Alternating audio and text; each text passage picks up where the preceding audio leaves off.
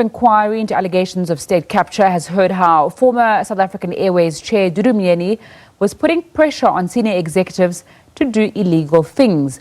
Former SAA CFO Phumeza Nhantsi has continued her testimony this morning. She told the commission that she saved SAA 50 million rand as part of a cancellation fee for BNP Capital. BNP Capital's mandate was changed from that of transactional advisors to that of sourcing funds for SAA. Nhantsi says Myeni would call her 3 times a day and request certain things to be done without approval from the board. The chair has also told Nhantsi that she was doing things as if it was business and as usual but things were not business as usual at the airline. For more on this, let's cross to our reporter Mbalenhle Mthethwa, who has been following those proceedings. A very good afternoon to Mbalenhle. It seems that the chair is saying that she was under intense pressure to approve this cancellation fee.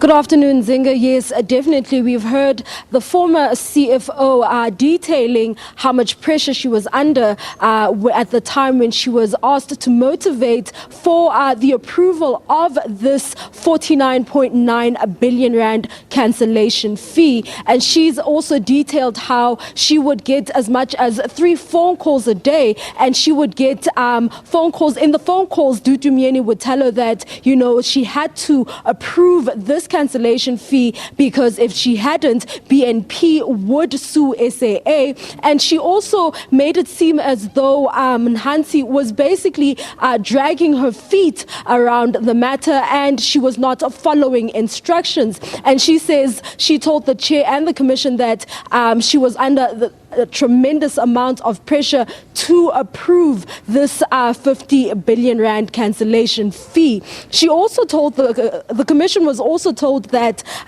this went against the PFMA, the rules of the PFMA, in the sense that we know that BNP Capital was appointed by SAA as a transaction advisor and later had its scope expanded to include financing. And we heard Advocate Hofmeyer basically explaining to the commission that this went against the PFMA because National Treasury was supposed to have written a letter to the board or anyone senior at SAA to approve this scope enhancement and this change of scope in BNP's duties at SAA.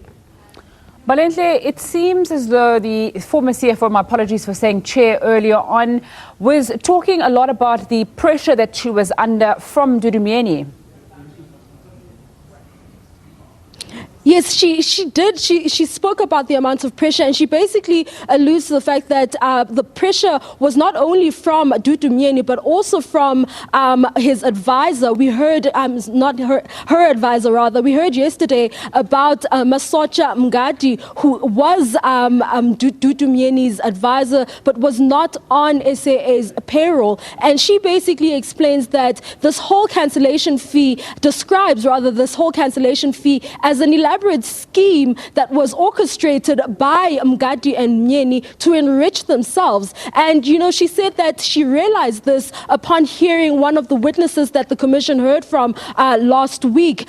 We heard the testimony of Peter van der Merwe, who is a director from Grisak. Now, how Grisak comes into the picture is that BNP had subcontracted Grisak to get funding for them, and the actual funding of the 15 billion rand consolidation loan was due to come from Grisak. And, you know, we heard van der Merwe telling the commission that they suffered no losses and they did not charge a cancellation fee. So you almost get the sense that this cancellation fee was not necessarily going to go towards Grisak, but going to go into the pockets of Mngadi and Myeni. And another thing that, you know, what is customary is that in the event that you pay a cancellation fee is that, you know, you pay a cancellation fee in the event that a company has gone out and done some work in relation to the work that they were supposed to provide for SAA. And in this instance, none of that work had been done. So the cancellation fee was not necessary. And you basically hear Nhantsi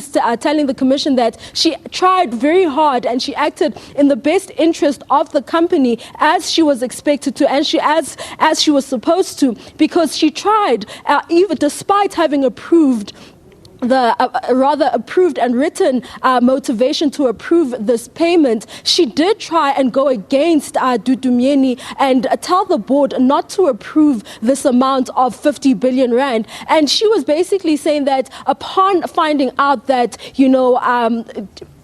BNP was not in possession of an FSB license, she then tried very hard to cancel this agreement between SAA and BNP Capital. And she says she was asked why she did not report this as the law would expect her to. And she says that she was more interested in cancelling this deal and ensuring that SAA did not lose the 50 billion rand and did not pay this amount to BNP Capital. But for now, Nzinga, it's back to you in studio. Mbalenhle Mthethwa giving us an update of what happened in the Commission of Inquiry into allegations of state capture that's taking place in Parktown. It's time for a short break.